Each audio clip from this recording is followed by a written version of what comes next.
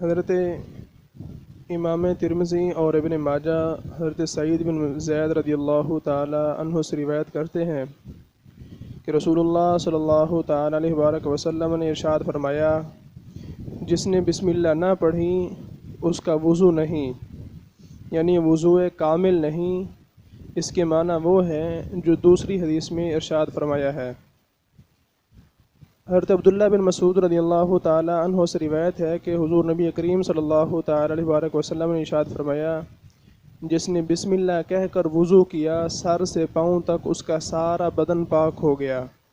اور جس نے بغیر بسم اللہ وضو کیا اس کا اتنا ہی بدن پاک ہوگا جتنے پر پانی گزرا۔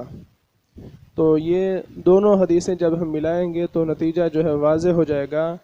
کہ بسم اللہ شریف پڑھ کر وضو کریں گے تو انسان کا سارا جسم جو ہے وہ گناہوں سے پاک ہو جائے گا،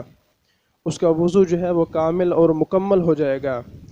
اور اگر بسم اللہ شریف نہیں پڑھیں گے تو جہاں سے پانی گزرے گا صرف وہی اعضاء پاک ہوں گے، باقی جو ہے وہ گناہوں سے پاک نہیں ہوں گے۔ تو اس لیے بسم اللہ شریف پڑھنا جو ہے وہ وضو کے لیے سنت قرار پایا کہ اگر یہ پڑھیں گے تو اس سے سارا جسم بھی پاک ہو جائے گا گناہوں سے، اور سنت بھی ادا ہو جائے گی۔ اللہ رب العزت عمل کی توفیق عطا فرمائے۔